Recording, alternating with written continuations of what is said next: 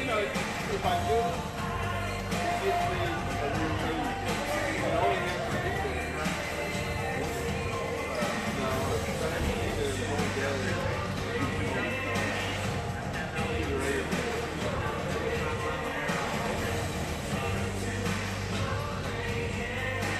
And Gino Perez also child years ago.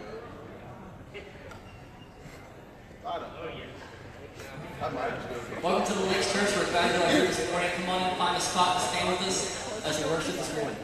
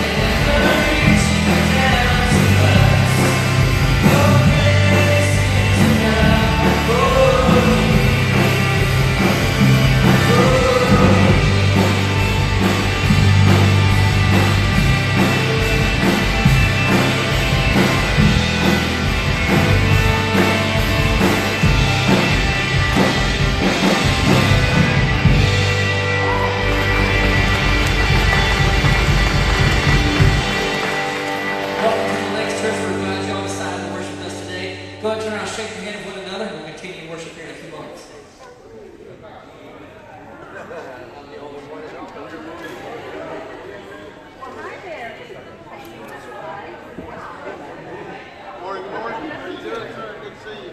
Nancy, what are you doing back here?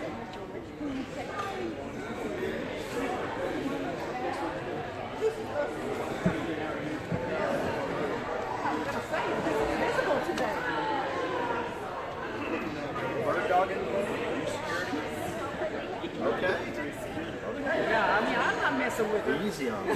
Hi, Kate. Oh, hello. Help me. I mean, I know it's summer, but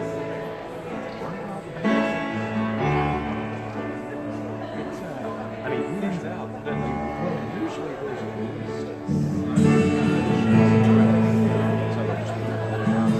yeah, I think we got the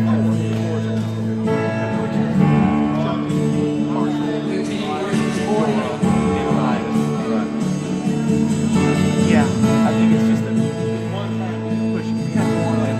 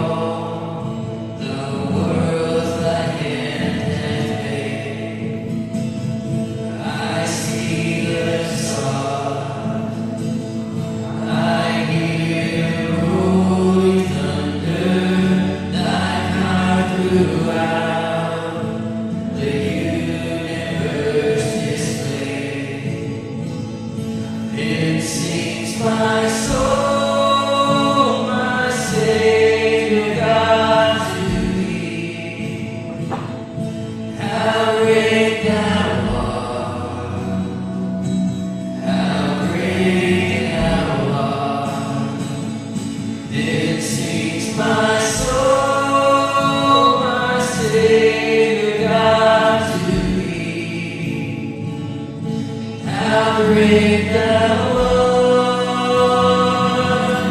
how great thou art.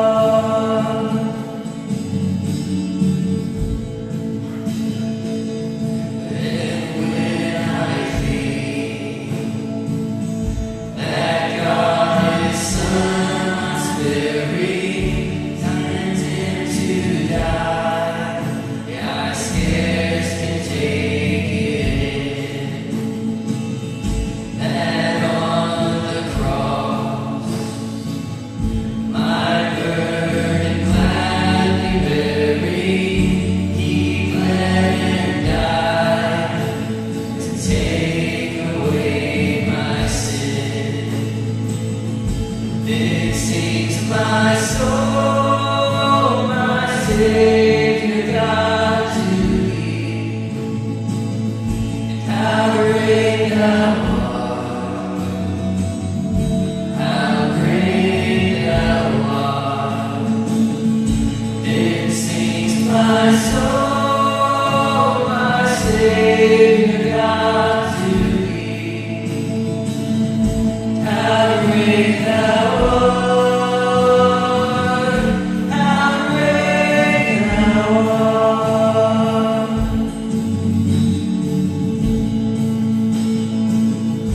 When Christ shall come with shouts of acclamation and say, Behold, what joy shall fill my heart.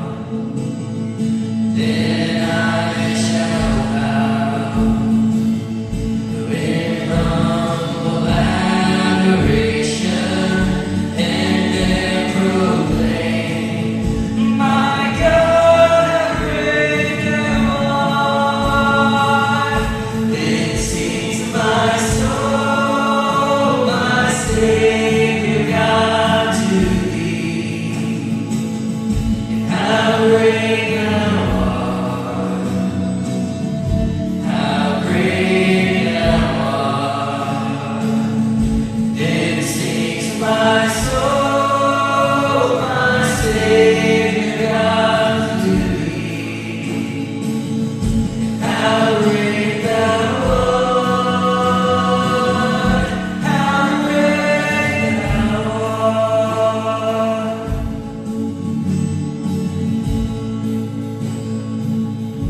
Then sings my soul, my Savior God to Thee, and how great Thou art, how great Thou art. Then sings my soul, my Savior God to Thee, how great Thou art, how great Thou art.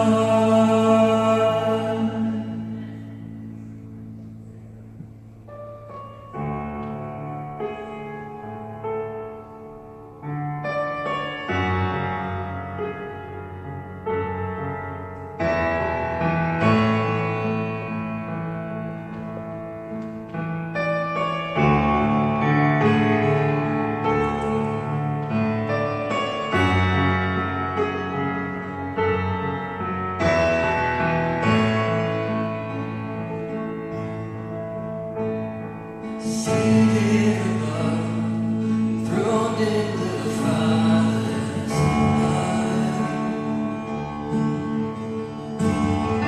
destined to die, poured out for all mankind. God's only Son, perfect and spotless.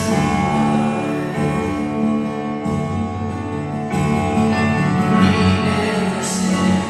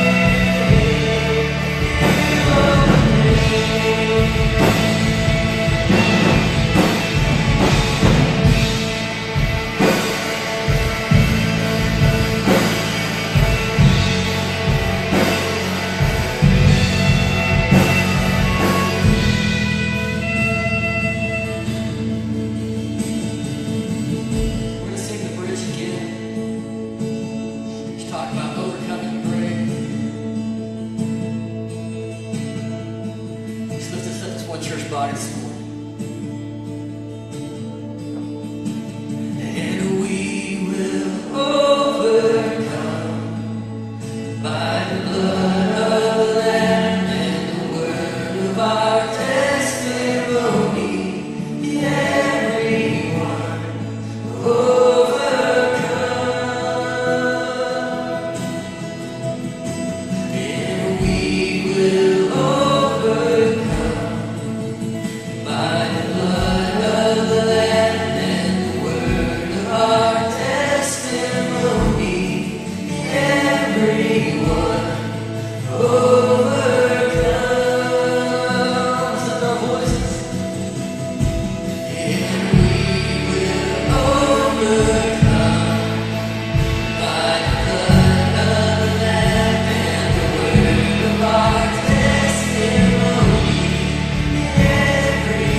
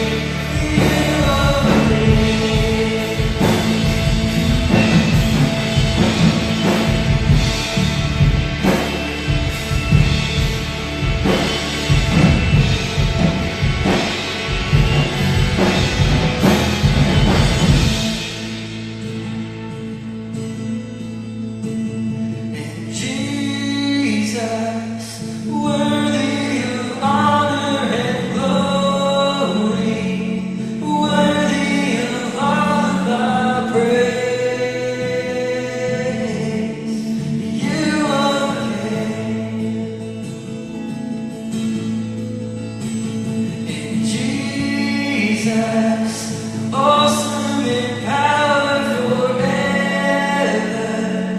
awesome in grace your name. You overcame.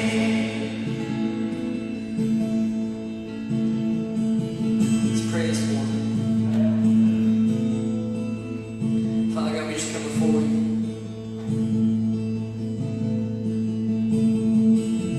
Thank you, Lord, that you overcome our weaknesses, our fears. And we can come before you to worship. That in you we find hope. In you we find peace. We find fullness. Lord, I pray that you would move in this place today, God. Speak to our hearts. Convict us. We ask these things in your name. Amen.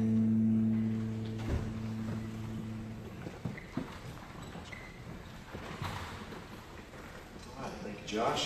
Praise team. Appreciate you leading us in worship this morning. Oh, I thought Josh was unleashing some new instrument. All right, we are in Philippians, right? So tap your app or take your Bible, whichever. Philippians chapter 2. We're looking at the rest of the chapter, verses 19 down to verse 30 this morning.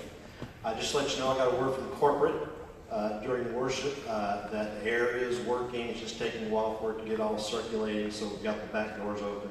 So we're trying to get that cool air blowing around. So as my wife is very fond of telling me sometimes I'm full of hot air, so I will do my best to keep my air cool as I'm talking. Hopefully we'll get the circulation going. But again, Philippians chapter 2, verses 19 through 30 is where we are. And if you recall last week, Paul, again, talking to a church he started, he's in jail, writing a letter, most likely Timothy or Tim is the guy who's bringing the letter to the believers. And one of the things he's really been hammering, as we've seen, especially last week, is how important it is for God's people to serve the Lord as a unit, because there's so many external pressures outside of the church that want the church to fail. The only people who want the church to succeed are the ones who make up the church. There are no other entities in the world that are rooting for the church, right? For God's people. But one of the biggest hurdles that can get in the way of that isn't opposition that can come from the outside, but internal strife. Problems within can be more difficult to overcome than the resistance from without. So Paul's been talking about the importance of that. And we saw last week that Paul said that here's an example to follow. He followed this example, you won't have any problems with internal tensions, and that's the example of Jesus himself. Right? So we looked at that last week. But now, I'm sorry, not verse 19, beginning at verse 12 to verse 30, he's still talking about that. All right? Keeping my screen guy back there on his toes, so you can stay with the verses, right? So Paul says, now in light of what I'm saying, in light of the example Jesus gives us, therefore, my dear friends, you need to keep doing this. But notice, he says it like a parent. Just as you have always obeyed, so now not only in my presence and even more in my absence. Right? So when Paul was there, he discipled these people. He probably led many of them to the Lord. He emulated an example for them to follow. And so he was there in their presence, showing them how to live the Christian life, both individually as well as corporately. He showed them that. But he's not there now. Right? He's off in prison, hoping he can come see them, but he's not sure. So, friends, just as you've always obeyed, so now not only in my presence, even more when I'm not there. The way you know if discipleship sticks is if someone knows how to do it on their own. I mean, there is a point whenever we're discipling each other where it's a come with me and watch. You know, come with me and watch how I live and learn, right? I mean, that's the kind of learner I am. I am, we talk about, vertically challenged or follically challenged. And we have all these kinds of things that we're challenged. That one you make it 5 minutes from now. Right? Well, when it comes to being a handyman, I am techno-challenged. You do not want to call me if you have an opinion on sheetrocking or taping and bedding or working on your roof or working on plumbing. Do not call me. Text me, because all I will do is say, call somebody else. I don't have that gift. But I can learn some. I can learn it. But the only way I can learn how to do it is by watching someone do it. And don't tell me to go watch YouTube. Don't do it. Because YouTube videos, this is free. YouTube videos never teach you how to deal with the contingencies. Like say, we're going to replace the window. Okay, we're going to replace the window. Then you watch a video of a guy or a gal. So all you have to do is blah, blah, blah, take this and take this out and place this. Well, what happens if you got to replace something once you get the window out? What if the paneling or wood or sheetrock or there's termite damage or the bricks chip or something? Then you got to go watch 20 other YouTube videos. And by the time you're done, someone else could have kind of been there for 2 hours. Okay? So, I don't want to hear the YouTubers out there. I know you're out there, right? I've got to see it. But if someone shows me how to do it, okay, you do this. And sometimes, yes, I confess, I've got to see it more than once. Sometimes I do. But once it sticks, I'm good. And there are a few things that I can do. I've seen it over and over, trial and error, right? Discipleship is the same way, right? Sometimes it takes time for stuff to stick. But eventually, here's the thing, eventually it has to stick. Eventually, you have to be able to be involved in certain things without someone looking over your shoulder. It's true on the job, it's true when it comes to being a follower of Jesus, right? A church that's healthy should not be full of people that constantly have to be burped or have their diapers changed. You just don't need 30 and 40-year-olds having their diapers changed. If they do, then something's wrong. Right? 5-month-old? Yes. Is it fun? No. 5-month-old, that's life. 25-year-old? No. Right? So Paul's point here, you've had enough teaching. You've had instruction. So you should be able to do this all the more now that I'm not with you. And notice what you're supposed to do. And he says something that kind of makes us feel uncomfortable. Right? He says, work out your own salvation with fear and trembling. Now notice he doesn't, first of all, notice some things he doesn't say. He doesn't say, work for your salvation. He doesn't say, work so you can earn your salvation. He doesn't say, work to pay back your salvation. But to work out something that's already a reality that you have. Right? We mentioned this last week. For Paul, becoming a citizen of Christ's kingdom doesn't just mean, quote unquote, you get to go to heaven when you die. It also means now that kingdom becomes ruler and a reality in you now. If you want to go to heaven when you die, but you don't want heaven in your life now, it doesn't work that way. That's what I call Southern fried churchianity.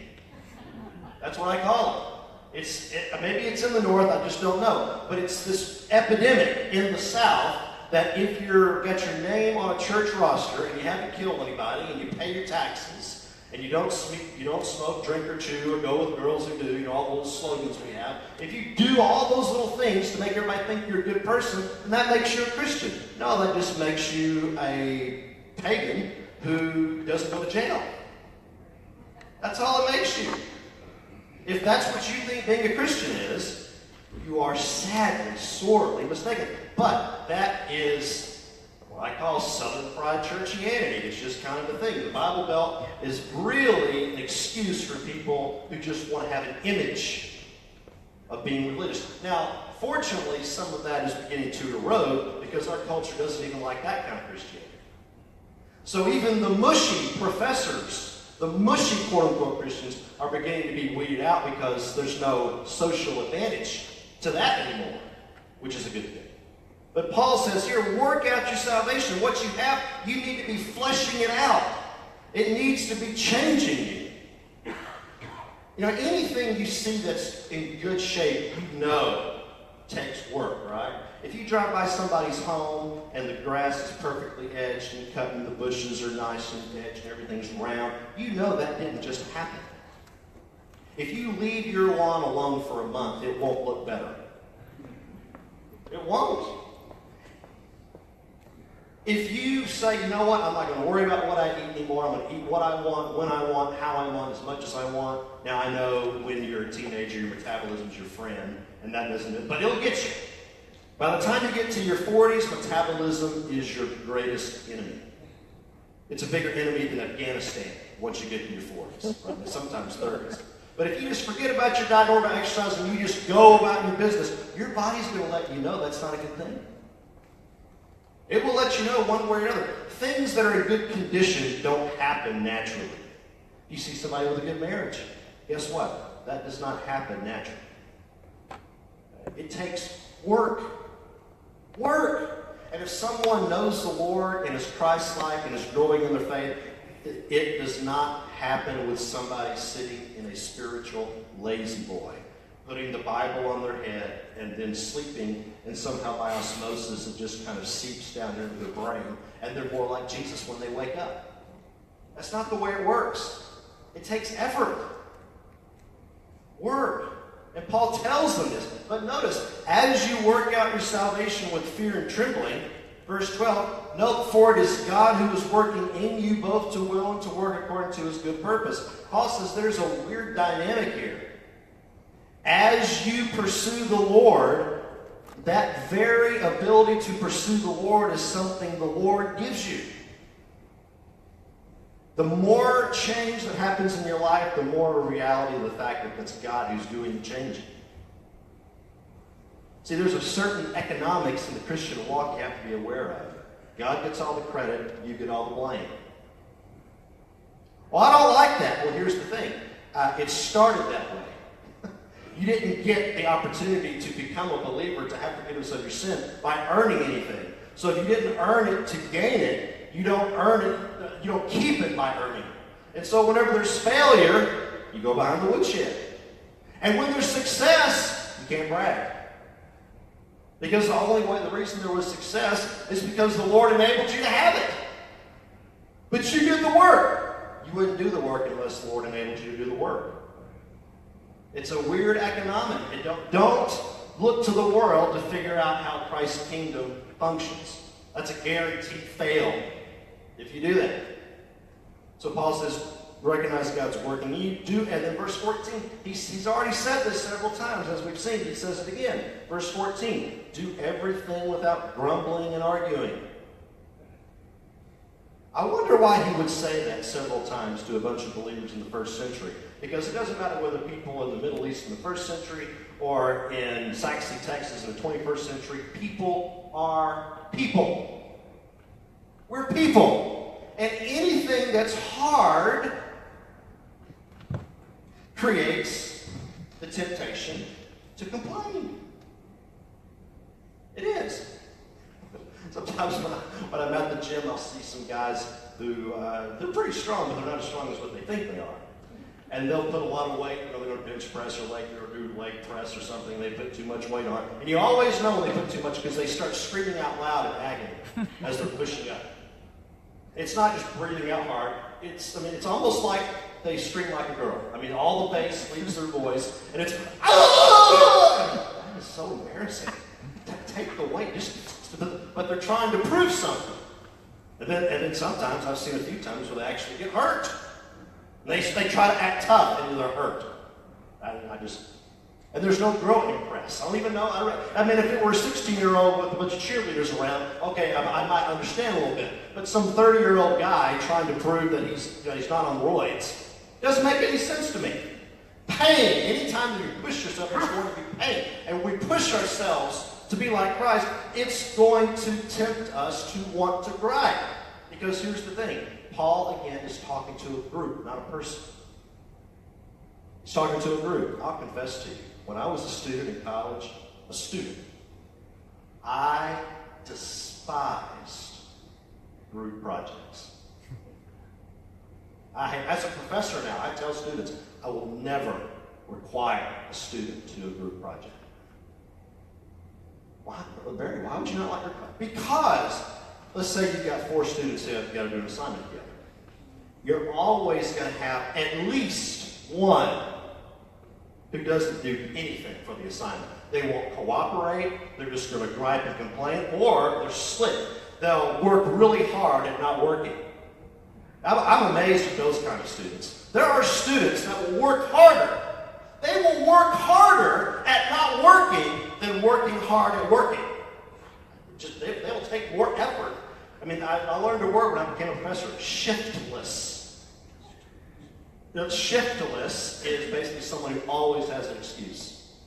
They've always legitimate excuses why they don't get their work done on time. And I finally learned the best answer to the excuses is 0. It's amazing that students have to get the work done when I get zeros. I don't want to know who died. I don't want to know how sick you were. I don't want to know what happened to your job. It's a 0. But Dr. Mary, 0. And it's amazing how all those excuses go away. And they do their work. They stop working hard at not working. And the reason group projects I would hate them is because you have some students who would do all the work, others who wouldn't, but then the grade goes to all the group. It goes to the whole group. It's like being a punter for a Super Bowl team. The punter gets a Super Bowl ring. The punter? Yes, the punter. It's a super. At least the kicker may have to kick the field goal to win the game. What does the punter do? Well, he kicked it. He got stuck the offense back on the 2-yard line. Give me a break. The quarterback could get back and throw the ball for a punt. That's ridiculous. No group projects. But here's the thing. This is what's so frustrating. Christianity is something where we have to grow together. Now, everybody has to do their individual part, but you cannot be the Christian the Lord wants you to be unless you're growing with other people. I gotta admit, I don't like that. And the reason I don't like it is because I'm an only child. My mom was an only child. My father was an only child. I'm an only child. I didn't have to worry about that word share. I didn't have to worry about that word until I became a dad and had more than one child. And then, oh, did I learn. Oh, did I learn. And still am learning. But Paul says here, all of us have to do this together. And so, that's a lot of times where the temptation to grumble and mumble come from. Do it all. Do everything without grumbling or arguing. It's kind of hard to grumble and argue by yourself. It's usually at least with one other person, right? Where two or three are gathered in my name, there can be an argument. That's kind of the way it goes, right? And Paul says, look, do these things without grumbling and arguing. Notice here, verse 15. So that you may be blameless and pure children of God who are faultless in a crooked and perverted generation among whom you shine like stars in the world. In other words, your growing together as God's people is something that's happening among a bunch of people who could care less. And the brighter you shine, the more illumination you give to the darkness. Notice when Paul says there, be blameless and pure children of God.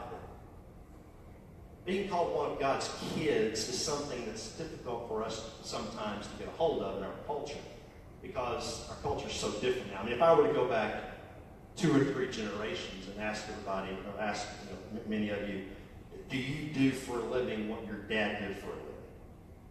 I doubt that anybody in here does what their dad did. There might be an occasion where maybe your dad was a rancher or something, and you inherit that from your dad. Maybe. But it's just not the norm.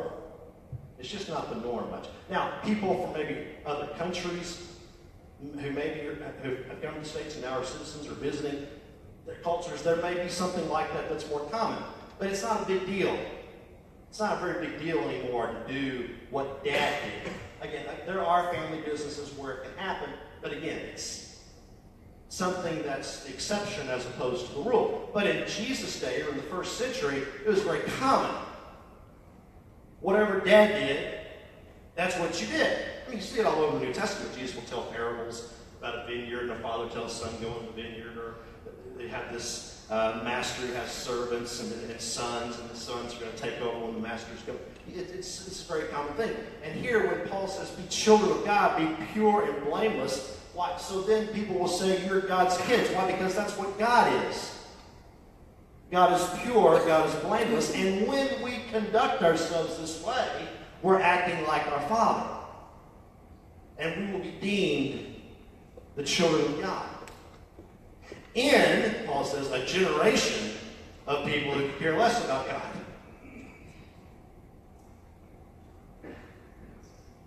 Be faultless in a crooked and perverted generation among whom you will shine like stars in the world. And notice, if you're on the mud ball we call Earth, how do you see stars? What do you have to do in order to see stars? You have to look where? Up. And for ancient minds here, when you look up, that's where God is. If you want to see God, you have to look up. And so if we're acting like God, we act in ways that transcend everything around us. Be God's children. Don't act like the generation around you where everybody gripes and complains and wants an excuse for everything we do. No. That's not the way Christ's kingdom works. Our ways are above. And that's what Paul means. Be children of God, be faultless in a crooked and perverted generation. Among you, you shine like stars in the world by holding firm to the word of life. And then notice here, Paul says, then I can boast in the day of Christ that I didn't run or labor for nothing. Paul says, I've made an investment in you people. It's very important. All of us are investing in each other. And Paul says, I want to be able to stand before the Lord and say, I invested in these Philippians, and here's the dividends. Here's the payoff. Verse 17, I'm not sure whether I'll be able to see it in this lifetime. Even if I'm poured out as a drink offering on the sacrificial service of your faith, I'm glad and rejoice with you all. If I die, if I'm not going to make it out of jail, I can know at least one thing, that the Lord used me to be able to do was to invest in you, and you will continue to be faithful even if I'm not able to continue myself. And then, verse 18, in the same way, you should also be glad and rejoice with me. You should have the same attitude. It's not just that I invested in you, you invested in me. It's so easy for us, again, in the Bible Belt, to compartmentalize church. I mean, I'm even to the point sometimes I don't even like to use that word anymore. Because church can mean so many things. It can mean a building, it can mean a service, it can mean a membership roster, it can mean all kinds of things. But when I'm talking about a church, I'm talking about the people. The people. You guys. Y'all, to be Texan. Okay? The people. Being the church is not a compartment of the life of the Christian. The church is supposed to be the, basically, embassy in whatever community in which you live. I've mentioned this to you before. This is what you're supposed to be. You're an embassy of Christ's kingdom. If you go to an embassy in another country, if you go to the United States Embassy in China, wherever that is, the United States government functions on that plot of land, wherever it is, in another country. Whatever goes here, goes there, in that space. Right? So it represents another country, in a country. That's what we're supposed to be. You can't compartmentalize that. You can't say, I'm going to go to church on Sunday. Okay, my church thing is Sunday morning or Wednesday night. That's not the way to understand what the church is. It's who you are. As an individual, as well as a group.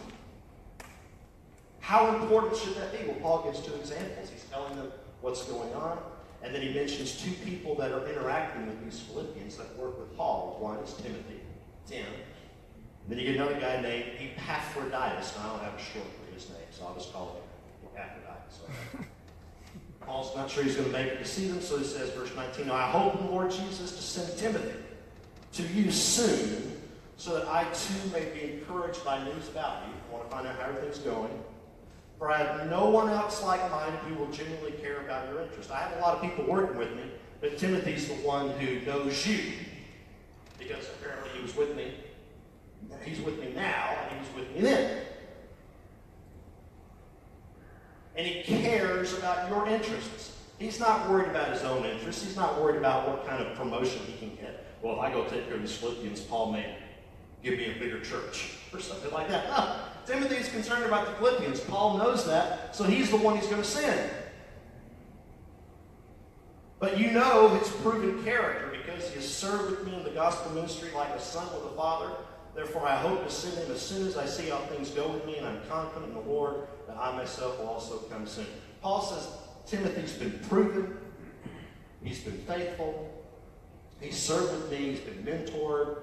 He's trustworthy, and he cares about you. Therefore, I'm sending him. That's very important when it comes to how the churches function, when it comes to servants and leaders.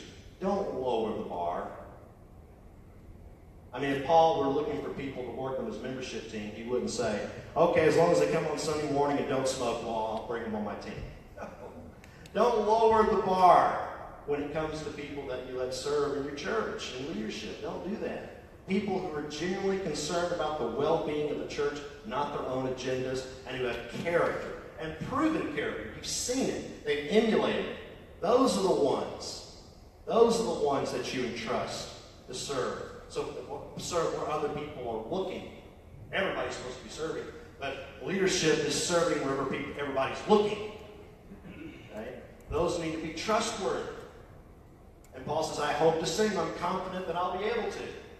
And then verse 25, this other guy, I also consider it necessary to send you Epaphroditus, my brother, co-worker, fellow soldier, as well as your messenger and minister to my need. In other words, Epaphroditus was a part of Paul's Pony Express. No email yet, can't text yet. So one of the letter carriers. But notice here, since he has been longing for all of you and was distressed because you heard that he was sick. I mean, doing all this traveling for Paul wasn't easy. And then it had canals on every corner traveling around the Roman Empire. And so Epaphroditus got sick. We don't know why. We don't have to. Paul knows. The Philippians know. And it wasn't just a cold, or a minor virus. Notice, indeed, he was sick that he almost croaked. He almost died. However, God had mercy on him, not only on him, but also on me, so that I would not have sorrow upon sorrow. It would have been one thing for me to be in prison and not be able to talk to you, but to have one of my colleagues on my missionary team die trying to help you, that would have been even more, and the Lord was merciful and spared him. And so for this reason, I'm very eager to see him, so that you may rejoice again when you see him, and I may be less anxious. In other words, I know you really want to see him now because of the ailment that he had. Therefore, welcome him in the Lord with great joy, and hold people like him in honor, because he came close to death for the work of Christ, risking his life to make up what is lacking in your ministry to me. And Epaphroditus was willing to give up his life in order to be a letter carrier for Paul to keep in contact with these churches. That's how serious Epaphroditus considered his task, his mission. I'm going to encourage you, especially as you're coming again through this process of finding a pastor. Don't treat each other as the church. Don't treat the church as something that is second best. It's something that, whenever I pastored, that was something that was kind of a joke to me, because it was just a part of pastoring. I didn't realize it. It didn't take me long to realize it, but it was there. I mean, it's one of those things where you're just kind of shocked. This didn't happen in my church, but I remember one pastor telling me a lady, every Thanksgiving, she would get free turkeys, and she would store them. Well, one year she stored them too long, and they got freezer burned, all these turkeys. And she said, we'll just give them to the church. Just give them to the church. Okay, it's for charity. We'll give it to the church. There's an old story. You can actually watch it online now. It was with Focus on the Family back in the 80s, called A Man Called Norman. If you ever watched it, it's 30 minutes of your time well spent, which is saying something these days on there. Man Called Norman, it's just a story this guy tells about a man that lived in his neighborhood named Norman, that everybody shunned. Kids were scared of him. His house was dilapidated. He was an older man, and no one, he kind of slurred when he talked. So he was kind of the town reject. And this guy, I can't remember the guy's name who shares the story. It's just basically him sharing his life story of how he reached out to Norman, and eventually won him to Christ. And at the end of the story, you actually meet Norman. It's a tearjerker. It's tearjerker. But there's one part of the story where this guy is starting to make a connection with Norman. And at his church, they're having a Southern Gospel Quartet thing. Now, I'll confess, for me, bullet, two-head, pull trigger. Not my favorite. I'm not a Gaither homecoming fan. Now, back in my younger days, loved it, but it's just not my thing. But there are tons of people that love it. I mean, when I pastored in Kentucky, I don't know if you know this, there's a huge Southern Gospel Quartet concert in Louisville every year. Huge, and I had people in my church, they would go to it religiously. So, 2 weeks sort of. No, nothing personal. But he was going to invite Norman to the Southern Gospel thing in his church. But Norman said, well, I don't have any church clothes. This guy said he went to his closet, not Norman's closet, his own closet, and was looking through all his church suits that he could possibly let. And he said he took one. He said, I never wear this one anymore. Don't wear this one anymore. I could let Norman wear this one. He'd be proud as a peacock to wear it. And he said it went through his head as he took that suit that never wore.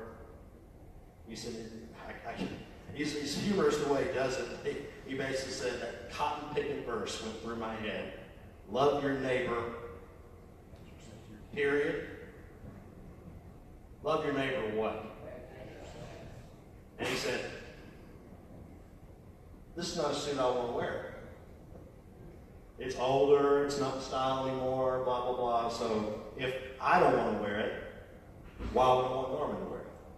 So he put it back on his feet. And then he starts going through the suits that he wears. And then he says he goes through and sees a brand new suit that he hasn't worn yet. And he starts arguing with the Lord. Now, that's one of the reasons I like it, is because he's honest. He starts arguing, but Lord, my wife got me this, so we just got it tailored, blah, blah, blah. And he said, and that verse went through his head again, a little louder. Love your neighbor as yourself.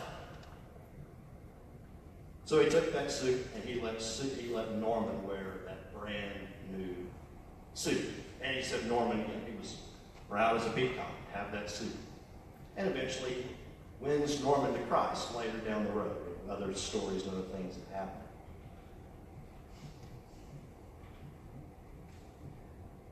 When it comes to the church, here's the thing. There's no way to talk about loving those outside of Christ if you can't love the ones who are inside. We have to have that kind of love for one another. And if we do, then, because that's not easy to do all the time. I know it's a shocker, but if you look in the mirror when you get home this afternoon and you say this to yourself, you're not always the easiest person to love. Tabitha wants me to say it 5 times a day in the mirror. We're not always the easiest person to love. And so if we can't learn how to love one another and grow together in our faith, it's going to be really hard to love your enemies. Love those who don't know Christ and who need that love in some ways even more than the love we have. But we cannot treat each other as second best. This has to be priority. Who we are in Christ. Not a compartment. Not something you do. I mean, tell that to your kids. I'm going to do dad today, but not tomorrow. Being dad's not something you do. It's something you are. Yeah, it includes a lot of duties, but it's something you are. Ooh, I remember one time I wasn't even married yet, and I learned this lesson. I heard dad say, no, I was married, but didn't have children yet. I heard dad say, yeah, I got to babysit my kids tonight. And there were 3 or 4 wives. I mean, they were vultures. They pounced on him. You do not babysit your own children. Ooh, they just, and I thought, you need to learn a lesson here. Don't ever say that. You don't think you're fine. Don't ever say that. Don't ever say that. You don't babysit your own kids or your children. Right? Many times we have that attitude towards church. Towards the people. We just have to kind of have that attitude. It's just kind of the thing that we tip the church. Tip. And if we don't think it's important, why is the world going to think it's important? We don't think that each other are priority. And why would the world think that Christ is? And Christ gave his life so that you could be doing what you're doing right now. Just think about that. He gave his life not simply so we can go to heaven, but so that we can be this. This is audition for eternity. And so if it is, then maybe we need to put aside the grumbling and the mumbling and get to work. Together, not alone, together as God's people, so that this community can see the children of God in the first generation and be changed. Amazing what can happen if God's people simply do what they need to do and let God bless us. Father, we thank you for your word and its power. And we thank you for you don't just give us instruction, you empower us to be able to follow by your Spirit. Father, for all those here this morning who know you, they know Christ, the Spirit is within them. I pray that you bind them together with each other. Or maybe there's some here who are beginning to kind of drift from the church family a little bit. For who knows what kind of reasons. Pray that you would show them the danger of that.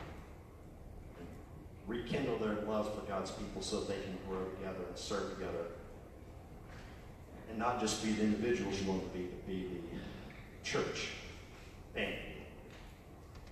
And Lord, for some here this morning who may not know Christ at all, they may even have their name on the membership roster and not know you. Maybe they went through some motions to pacify you. but they don't really know you. I pray that you convict them. Show them their need of a Savior so that they may come to Christ. Or maybe some visiting this morning. Some who are here who need to give their lives to Christ. Whatever it may be, at the Spirit of God, I ask you to do your work. Which in Jesus' name we pray. Amen. Again, let me encourage you after the service and singing and announcements. If you can talk with anyone or pray with anyone, myself and elders will be available here in the auditorium to minister to anyone who may have any questions. Thank you, Dr. Everett. We're glad that you chose to worship with us today. We'd love to know that you were here by filling out that card and the seat back in front of you. Also, members, there's an envelope you can put your contribution in, and we pray at the end when the basket is passed. Kind of difficult. I kind of expected when I stopped being the youth leader that the day after camp I'd be all revived and all happy and full of energy. And God knew that, and so He gave me 3 small kids that won't go to bed till 1. So I feel the same way y'all do as you came back from camp. Amy's going to give us an update on camp as well. I just want to say thanks for everybody who donated and who bought a kid and sent them to camp. It was a really great experience for everybody. We had a lot of good times, and we had a little bit of craziness with falling out of their vehicle, but other than that, everything was really good. Lots of good stuff. I'm going to put some stuff in the newsletter, some words that the kids have for you guys. I didn't have a chance to get all that together. I'm going to put some of that in the newsletter and the bulletin so that you guys will know what it meant to them. I'm actually more up here to talk about next week. We're having we're having a baptism. So if you want to be baptized, if you're itty bitty all the way to if you're real big, please let me know or let one of the elders know so that we can get that all together so we know how many to prepare for and whatnot. And if you have somebody specific that you wanted to baptize you or how that's going to go, whatever, just talk to me or one of the elders and let us know so we can get that in order. And also after we have baptism here, some of us are going to go to Hawaiian Falls. It's a big, huge water park. It's in Garland. If 30 people go, we get a discount ticket, so it's only $20 to go.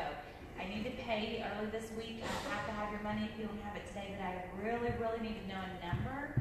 So as soon as you know you want to go, let me know so I can make sure we have that 30 to get in for $20. I think that should be everything. Like I said, just mostly what time. Just pretty much as soon as we leave. I mean, we'll do baptism here. I'll have your tickets here so you can leave here and go. It's however. If you want to show up at 4, if you want to show up at 3, whatever time. We're going to leave here. We're going to eat out there because they have food, so we'll go straight. No, that would be, I wish we could do like baptism at the Hawaiian Falls, but I can't pay for everybody to get in and come watch it. So we'll have a pavilion also. So you won't have to fight for seats or somewhere to set your stuff. I don't know if you've ever been, but if you've been out there and you don't get there when the doors open, it's crazy. So we'll have a little pavilion area that says the lakes. So you can put your stuff, so you don't have to worry about renting lockers or trying to find a spot to sit at or anything like that. So, but that's it. Thank you, Amy.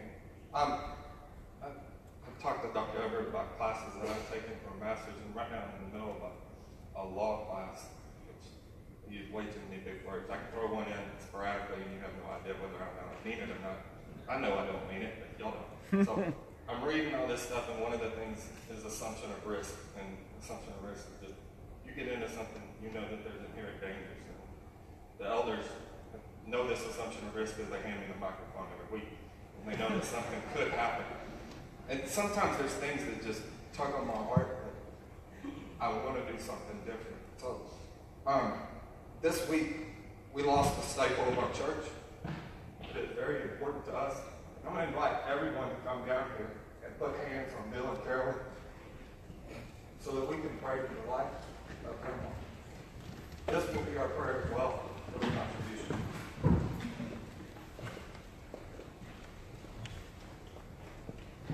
Dear Lord, we come to you, grieving and rejoicing in the same breath. There's a physical empty seat here that will no longer be filled on earth. But there's a spiritual seat that has been filled next to your Son. By the life that she lived, by your amazing grace, we rejoice in knowing that she's with you. We pray as a family together. We're not just the Hamiltons, but everyone here is a church family. That our faith reminds us that if we follow your son's lead and follow how Grandma lived her life, that we too have that spiritual seed awaiting us in heaven. Dear God, be with us as a congregation to help them grieve, but to encourage them to rejoice in the life that was lived for you. Thank you for this opportunity to come worship you today. In Jesus' name.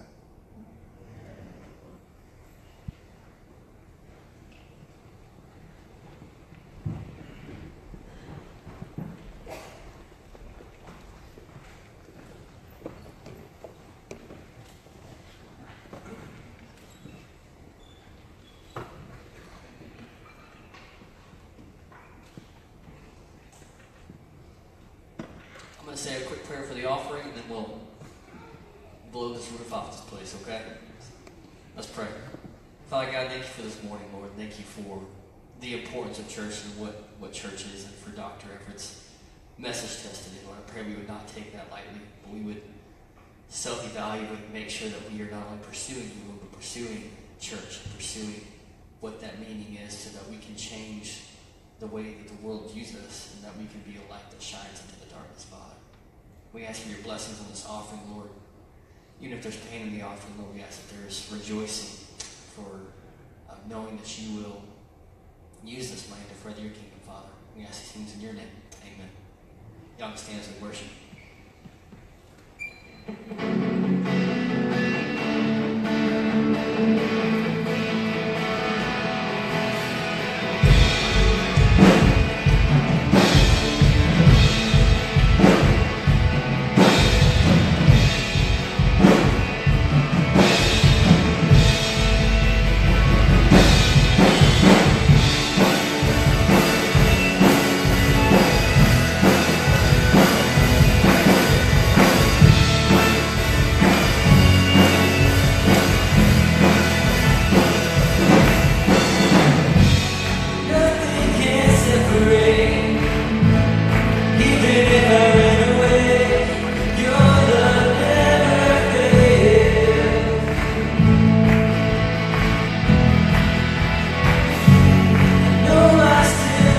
Mistakes, but